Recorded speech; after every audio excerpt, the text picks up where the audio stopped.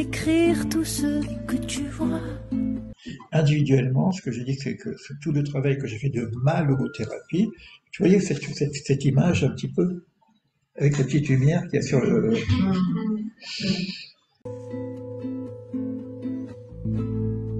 Tu peux écrire tout ce que tu vois.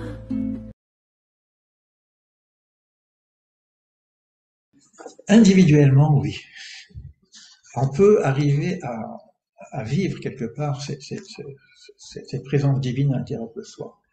Mais là, on est en train de... Moi, ce qui est difficile pour moi, et pour nous tous, c'est que ça ne doit pas être simplement individuel. C'est pas une sélection d'élus comme ça. C'est le monde qui a besoin de lumière. Moi, quand je vois, par exemple, je suis un petit peu embêté, je ne vais pas parler de la personne en question, donc, qui est très très proche de moi, presque c'est ma chère, euh, qui me dit, j'ai des personnes de la famille aussi, qui me dit, avec ce qu'on a vécu, tout est chamboulé. Il dit papa, alors j'ai dit papa, donc tout ce que tu nous as appris, ça marche plus. Ça marche plus. C'est-à-dire les enseignements qu'on a de croyances, etc., marchaient comme ça, mais devant l'horreur, c'est des choses qu'on n'a jamais reçues. On n'a pas vécu la Shoah quelque part, d'accord, on ne peut pas. Mais ça ne marche plus. Comment répondre à ça? J'ai mon frère aussi qui me dit bon, Léo, excuse-moi, mais t'es toujours un peu dans le ciel avec tes glitos, tes machins. Gab voulait te associer aussi pour le bien. Qu'est-ce que tu vas dire qu'associer aussi pour le bien? Qu'est-ce que tu vas répondre? Donc on a aujourd'hui une vraie problématique qui est un changement de paradigme. C'est-à-dire qu'on est obligé de repenser même nos propres croyances. Et c'est pas facile. C'est pas facile. Et toutes les conférences que j'ai fait, les échanges que j'ai fait après, qui viennent, et c'est écrit plus ou moins dans ce livre-là. C'est ça qui est incroyable, parce que j'ai vécu, je vais très vite, hein, parce qu'on n'a pas beaucoup de temps, j'ai vécu l'obscurité à Hanouka. Est-ce que je me suis retrouvé en prison? Un truc science-fiction. Il n'y a qu'un bon Dieu qui peut me faire une histoire comme ça. C'est pas possible. C'était tellement énorme que quand j'en parle, je parle d'une histoire de banane. J'ai glissé sur une banane. C'est impossible. Et je comprends pas l'obscurité qu'avaient les enquêteurs. Ils avaient tout. Ils avaient mon ordinateur, etc.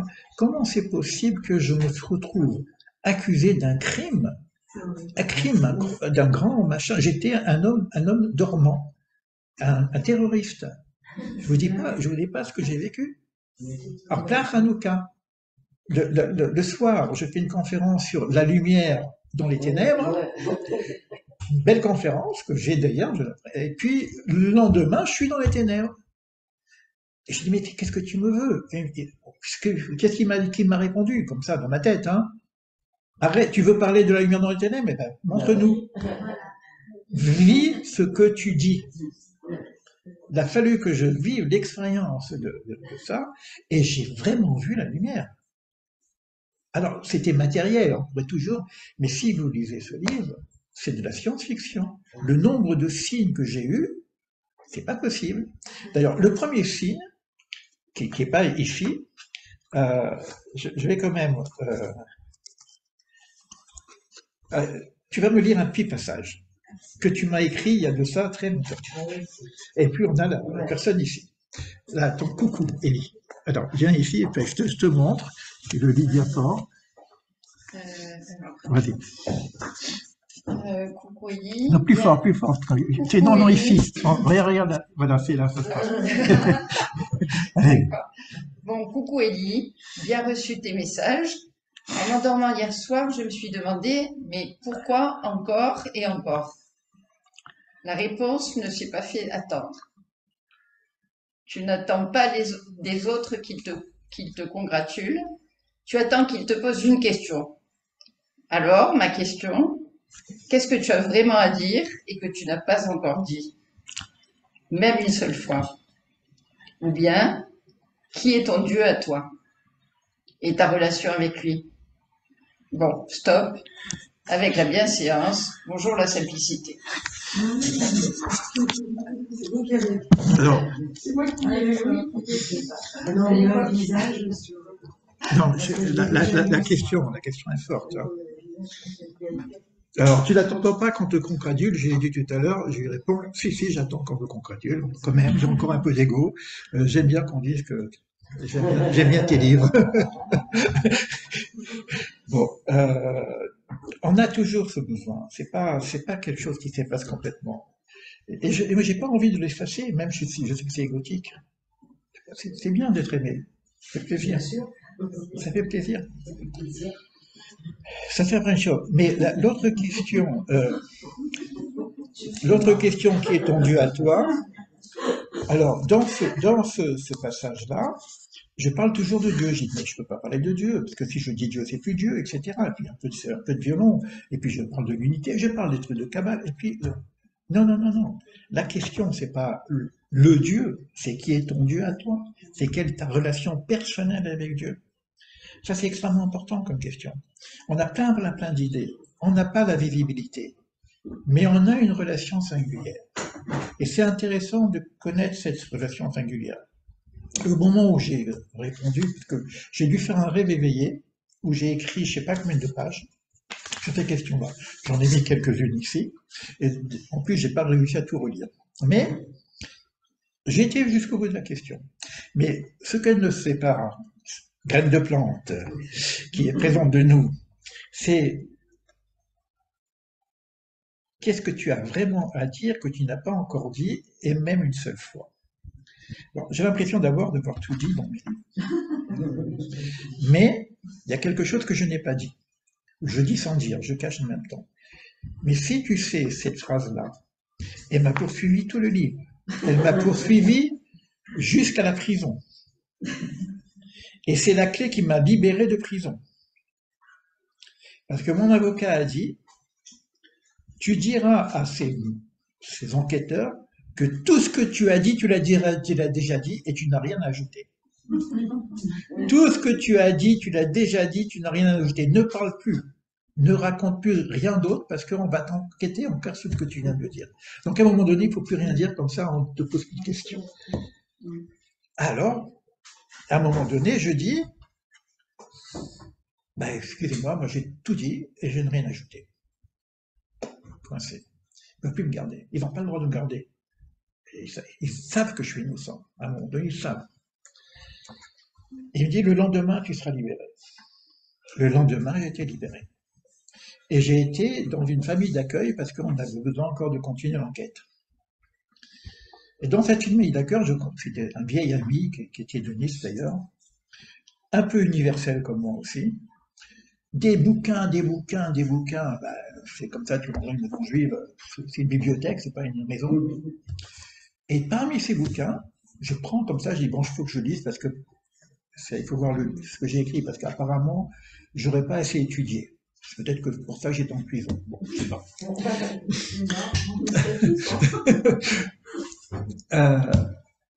J'ai dit, bon, si j'ai pas assez étudié, je vais étudier. Je suis là, confiné, avant le confinement. Moi, j'ai préparation au confinement. Hein. Je prends un livre au hasard. Qu'est-ce que c'est ce livre de ce machin ici, dans cette bibliothèque? Un livre de Gandhananda. Qu'est-ce que c'est ce livre? Mais vraiment, sur 1000 livres, je prends un comme ça, un livre au hasard. Et je tombe sur un livre d'un sage hindou qui me ramène à mes vieux amours au niveau de la quête, etc.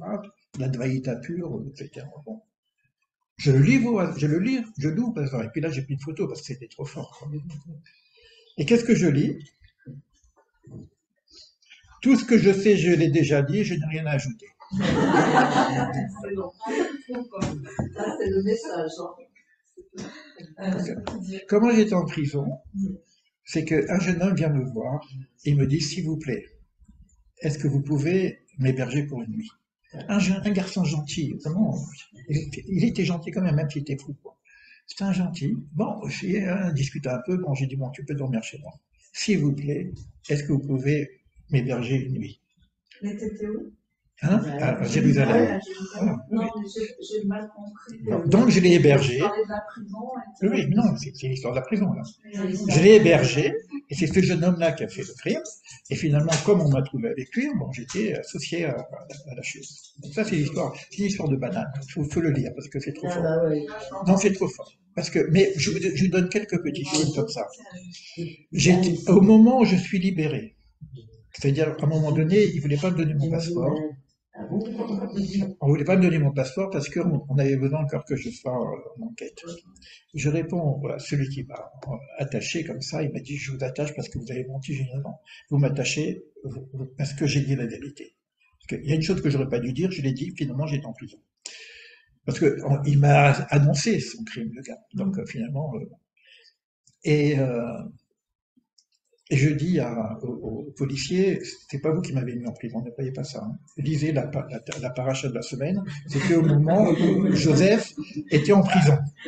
Et qui est-ce qui a mis en prison Joseph? C'est ses frères. Je dis, vous êtes mes frères, c'est vous qui m'avez mis en prison. Donc, et maintenant, je vous pardonne, parce qu'ils étaient très mal avec moi. Mais bon, c'est de l'histoire biblique, hein, vraiment, et au même moment, c'est la même paracha, Hanouka, machin, Joseph, tout ça, c'est ça.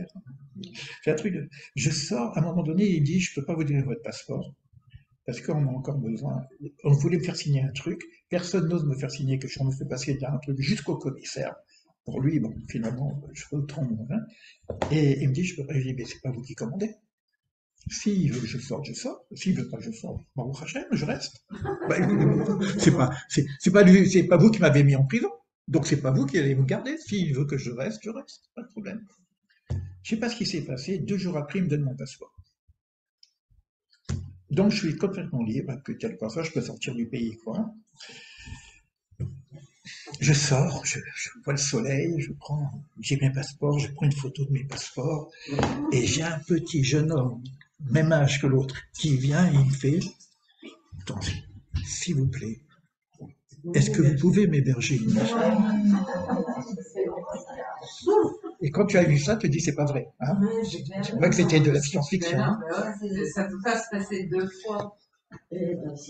Donc, quand je raconte ce livre, je raconte aussi des signes que nous avons. Le truc, c'est que il y a des ténèbres, mais il y a des étincelles, il y a des signes. Alors là, c'était tellement clair. Je vais dire encore, c'est ce que je disais tout à l'heure. Juste pour terminer, il faut en fait, tu disais, il n'y a pas de cheminement individuel, il y a l'universel. Donc il faut être uni. Il y a elle. Universel. J'avais jamais pensé à ça, parce qu'en passant à la paix, ils ont mis il faut être universel. Universel, Et donc, pour sortir de l'obscurité, il faut vraiment être uni. Il faut être uni. Alors, je vais en parler tout de suite. Notre moyen, il est que au niveau de nous-mêmes. Je vais en parler tout de suite. Je vais en parler tout de suite. Parce que bon, ce que tu dis, c'est important parce que ça fait partie de l'enquête, mais presque de la fin du livre, à la limite. On dit que la confiance en Dieu, ou la croyance en Dieu, c'est un grand secret. C'est pas le truc que je crois en Dieu parce que mon cœur, etc. Bon, un sentiment individuel comme ça profond. Mais quand on a vécu les pogroms, quand on a vécu la Shoah, quand on a vécu ça, comment tu peux continuer intellectuellement, hein, la raison, c'est pas au niveau du cœur, tu peux continuer à croire, mais il y a quelque chose qui choque, etc. C'est pas comme ça. Et j'ai lu un passage de la Torah qui disait, du Zohar, je crois, qui disait que cette foi, la émouna, c'est pas la foi simple, hein, c'est vraiment la émouna, c'est un grand secret. Alors, c'est quoi ce secret? C'est quoi ce secret de cette foi en Dieu? Et ça revient à ce que tu viens de dire. Comme le nom de Dieu, Yud-Keh-Vav-Keh, c'est le principe de l'unité. Echad, un. Shema Israël, Hachem Elokeinu, Hachem Echad. Écoute Dieu, Dieu notre Dieu, Dieu est un. Donc cette notion d'unité, d'unicité, Bayom Haou viendra un jour, Bayom Haou, Hachem Echad ou Shmo Echad, viendra un jour où Dieu sera un et son nom sera un. Donc il y a cette notion que viendra un jour où il y aura une reconnaissance, une unité, tous ensemble sur une notion du Dieu qu'on pourrait au moins se mettre d'accord. Universel. D'accord. Et qu'est-ce qui se passe dans un petit peu ce secret? C'est que si c'est le principe 1, le principe de lumière, il y a un principe de retrait, il y a un principe de retour dans cette lumière. Mais il y a aussi les relations au niveau des hommes. Il y a un principe d'unicité et il y a un principe de division. Lorsqu'il y a un principe de division dans les hommes, le principe d'unité n'a pas sa place. C'est pas que Dieu se cache, c'est que vous ne laissez pas de place. Moi, je suis le 1, c'est-à-dire quelque part, quelque chose qui doit nous relier. Maintenant, il n'y a que des divisions. Et c'est les divisions qui se séparent. Et c'est l'unité qui rassemble. Et un des secrets, justement, qu'il y a, d'ailleurs, ce qui s'est passé, regardez, jamais on a vu une division aussi forte en Israël. Jamais on a vu ça. Jamais ça. C'est un truc, c'était la guerre civile. Il y a plus, on voulait même séparer, couper le pays en deux, etc. Bon, je ne veux pas faire un système de cause à effet, mais quoi qu'il en soit, c'est ce qui nous arrive. Jamais on a vu le peuple d'Israël aujourd'hui autant unifié. De gauche, droite, ça n'existe plus. Donc, à partir du moment, ça reviendra. C'est ça le problème. Le problème est là, c'est que à chaque fois qu'on aura un signe, le problème est là, c'est que souvent qu'on a des possibilités de reconnexion, tout de suite il y aura des événements qui viennent encore dans la division. Alors, il faut attendre un petit peu l'histoire, il faut attendre la fin de l'histoire, etc. Je vais terminer par vous lire un petit passage qui n'a rien à voir, mais qui est certainement avec, sur une petite annexe que j'ai finie. Ah non, je vais lire le passage de Manitou, tiens.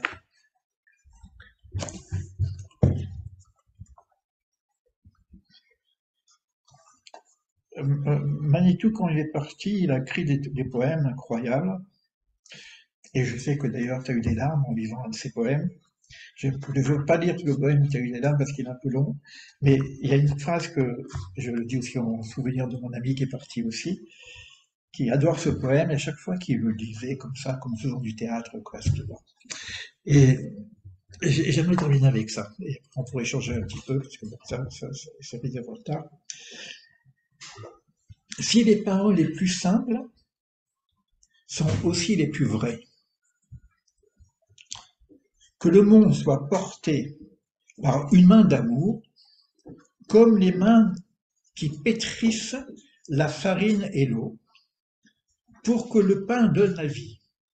Main d'amour, pétrissement. Et si l'histoire était cela, pétrissage de chair et de sang, pour que l'épi de blé donne la vie. Question, hein? Ça parle de ce qu'on est en train de dire, hein, complètement. Hein. Et si plus haut que les mains des yeux surveillés, le prélèvement de la pâte. C'est d'une puissance incroyable. Parce que bon, le prélèvement de la pâte, je veux dire que quand on fait du pain, on a un prélèvement. On enlève un petit morceau de pain pour... On ne sait pas, mais il paraît que ce prélèvement de la pâte, c'est un très très grand secret. C'est plus fort que toutes les histoires kabbalistiques qu'on peut faire. Mais voilà, ça c'est le poème de Manitou. Est-ce que j'ai terminé de dire ce que j'ai à dire? Je sais pas. Je sais pas, mais je relis mes livres. Et c'est pas que je me découvre, c'est que je découvre des choses que j'ai cachées dans les mots. C'est-à-dire que c'est aussi un livre qui est un peu difficile parfois, un peu obscur, soi-disant, quoi. Mais derrière cette obscurité, il se cache un peu. Et derrière ça, je me cache aussi. Au point où, quand j'ai des choses à dire, j'ai choisi un fou. Donc il y a un passage qui s'appelle Le fou et le sage. Et des fois, je dis des choses un peu tellement folles que j'ai dit, bon, c'est pas grave, les gens ils vont dire que je suis fou. Et je relis ces passages, et je n'ai pas pu suivre parce qu'il y a le temps, etc. Mais j'ai lu des passages, j'ai dit, mais comment j'ai pu écrire ça? Moi-même, j'aurais dit, mais d'où ça vient, quoi? D'où ça vient? Et je décode, et je décode. J'ai presque envie de dire que je peux utiliser ces livres pour faire une forme d'analyse existentielle. une analyse existentielle et en même temps de décoder. Un peu ce qu'on a essayé de faire, on a 1 heure, c'est une vie, hein, c'est une vie de travail quand même. Hein. Et c'est un peu ce qu'on a essayé, faire une analyse existentielle de notre chemin de vie, et j'irais même depuis le ventre de ma mère, depuis le ventre de notre mère. Voilà, je vais rester sur ça. Si tu pouvais résumer en une phrase, Ah non, une phrase essentielle pour toi, ta vie, pour celui qui... Essence, elle. Camille, là, c'est bravo. Franchement, Essence, elle. Il y a l'existentiel, l'existence, elle. Donc il faut mettre du divin dans l'existence. Mais l'existence, ça prend une place. Mais derrière l'existence, il y a l'essence, elle. Et pour moi, c'est l'existentiel et l'essentiel à assembler. Il faut qu'on assemble notre vie existentielle, il faut l'accepter, on est incarné, on est une réalité, on doit donner du sens à notre vie, mais il y a aussi un essentiel qui dépasse notre propre existence. Voilà pour une phrase.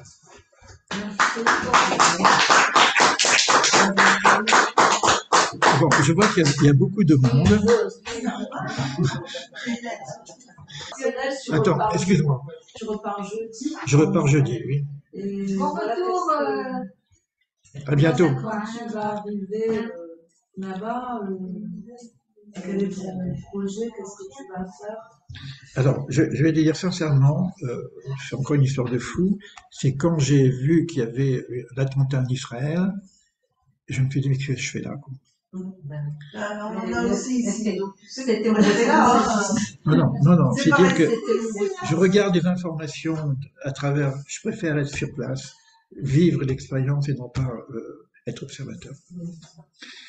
Donc, quelque part, bon, j'ai choisi ma place, mon lieu de travail, et même au niveau de ce que je suis en train de faire, il y a ce qu'on appelle le shefa. Le shefa, c'est quoi? C'est chaque lieu a un ange. C'est géré par une structure spirituelle. Ici, on a un ange très sympathique en France. Il faut savoir que la France a un rôle à jouer extrême, très fort, justement sur l'événement messianique. Ok, donc il y a quelque chose de fort quand même. On n'est pas mal placé au niveau de la relation spirituelle qu'il peut y avoir avec le ciel et avec la nature. Donc il y a vraiment un vrai travail ici à faire. Je ne sais pas comment, etc. En Israël, il n'y a pas d'ange. En Israël, on dit qu'on est en contact direct, quoi. Si je voudrais dire encore une phrase, c'est mon inspiration. C'est Sion. Donc j'ai une inspiration qui n'est pas la même que quand je suis ici et j'ai besoin de retrouver cette inspiration. J'ai besoin de retrouver ça aussi, quoi. Donc je continuerai à travailler, partager, mais de mon petit îlot de Jérusalem. Bon, s'il n'y a pas de questions, on va se quitter et je vous retrouverai dès que je suis à Jérusalem pour refaire une réunion et puis en même temps partager le renouveau que j'ai commencé à partager avec vous.